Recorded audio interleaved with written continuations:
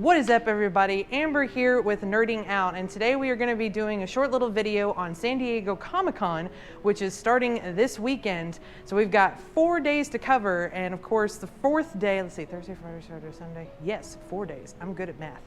4 days, so we've got the first day that's come out with a bunch of information, and we are going to sum it up in a small little video for you for each day that San Diego Comic-Con is going, starting with the Thursday. So Thursday, of course, we had a bunch of different trailers that came out. We had a bunch of information for some small little things here as well, but we're going to be covering the big ones that everybody was waiting to see stuff on.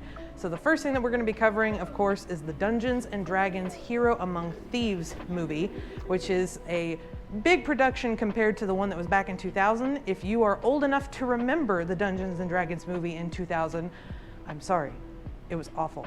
No offense, Jeremy Irons, I love you. But this movie actually looks like it's doing a lot more, what would you say, in depth with actual Dungeons & Dragons lore, unfortunately.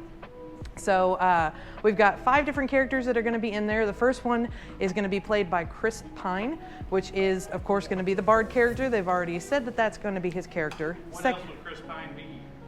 A tree. It's a Chris Pine.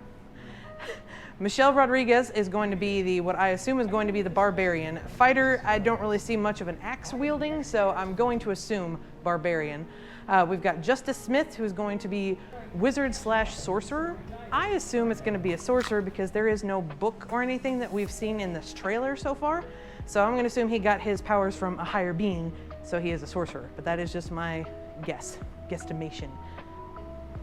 You're looking at me. Warlock? But sorcerers are good. It's in their blood.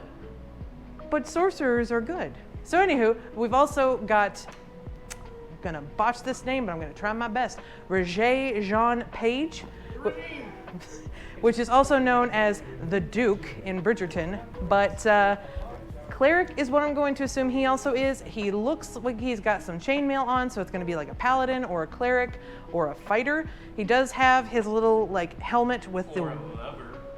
I mean, yes. But he's got the wings that are on it, and he's got this little symbol in the middle of his head, which tells me that he's probably going to be more on the religious side. So more than likely cleric or paladin. And then, of course, we've also got our druid character, which is played by Sophia Lillis. She's already admitted that she got into Dungeons & Dragons because of different podcasts, one of them being Critical Role. And of course, Keyleth is the druid character in the first campaign that they've also done the Amazon series on. So I feel like she's going to give a little bit of a tribute to Keyleth in this as well. But we've got a bunch of different things that happen in this trailer, a small little tidbit of it. For the plot, it looks like they've stolen something and then they've given it to a bad individual. They've said to the wrong person. It looks to be a horn of sorts in which a gentleman in red robes uses it, and it causes a bunch of havoc, and they're the ones that have to save it. Here is my thought on that. Horde of the Dragon Queen. I've ran it a million times. It is absolutely Horde of the Dragon Queen. You've got the horn, which in that one, you have the Drakhorn, which is the thing that summons the Tiamat and all the dragons and things that starts off the campaign in the books. And then you've got a gentleman in red robes. Can we say Red Wizards of Thay? Absolutely we can, because that's exactly what he looks like. More specifically, he looks a lot like the Rath Modar character from the Horde of the Dragon Queens, which basically is like the people or the guy that works with the Horde. So I assume that he uses that to awaken the dragons in which you see in that trailer, and then they have to kind of save things. Do you wish to wake the dragon? Don't wake the dragon, please. Thank you. So that is my take on the trailer. I'm almost 99% sure once we get more information that is exactly what this is going to be. It is the first book in 5th edition that they came out with, so I don't see why they wouldn't do that, but I guarantee you it's going to have a little bit to do with that, or at least Tiamat of some sort with that horn. The next one that we have on the list is the Teen Wolf movie, and with that they also announced a Wolfpack series. Both of those are going to be on Paramount Plus, and of course the Teen Wolf movie is going to finish what the series did not, and of course there's a couple of different people in the trailer.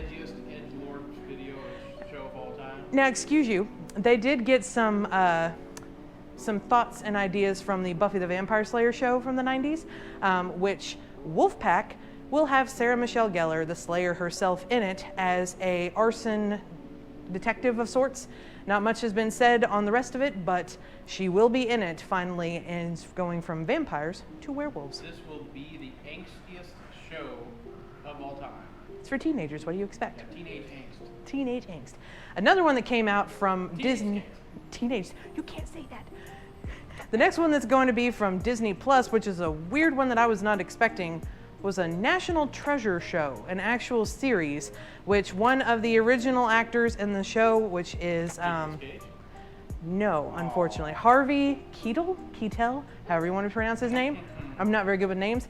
Nicolas Cage has yet to say if he's going to be in it or not. But would it be a National Treasure show without having Nicolas Cage? I don't think so. Bring him out in a wheelchair, it'll be fine. Rude. He's not that old. Oh. Another one that was announced today was the Wheel of Time. Now, of course, that's already been on Amazon, but they have already greenlit it for a third season, which is going to take more of the fourth book, which is called The Shadow Rising. So they will be continuing that story. They gave a little bit of information on that one, not too much, but they have said that they've greenlit it, and that's what it's going to be on. Another one is a Netflix series. It hasn't been on for quite a while, but it is called The Dragon Prince. That fourth season has been greenlit as well. It will take 2 years after. You didn't even watch it with me. You can't say anything about it. Fell asleep on the first episode. Dragon Prince will start on its fourth season 2 years after the third season ended, as far as the storyline in the show. So they showed a trailer for that one. Still looks the same. Nothing really different, so it's just another story that they have greenlit to continue for season 4. The last one that they showed for today is going to be the big one, besides the Dungeons and Dragons movie, which I personally think is bigger, but is the House of the Dragon show. That one is the, of course, prequel to the Game of Thrones show that had been on for 8 seasons, and it is going to tell the story more so of the Targaryen family, you know, dragon people. So it's set 300 years before Game of Thrones, and it's basically telling you the story of the struggles between Rhaenyra, and it's a book, I don't know names very well, sorry. So you got Rhaenyra and Daemon Targaryen, who are half brother and sister, who are kind of fighting for the Iron Throne and to see who will win and take over the city. So that had a new trailer on there. There were a lot more dragons. There was a lot more actual story between the characters that you saw in their new trailer. The dragons actually look a lot better this go around, in my opinion, IMO, than the original Game of Thrones. The scales look a lot cleaner. It looks a lot nicer. The color scheme and everything is exactly the same, but it looks like it's going to be a good show. And of course, it's got promise because the book is already finished. So they actually have a solid ending to this instead of throwing it up in the air and seeing what sticks. But that is all that we had for today's San Diego Comic-Con. So we will come back to you on the next day and give you an up-to-date on every day, day by day. So check us out. See you later. Bye.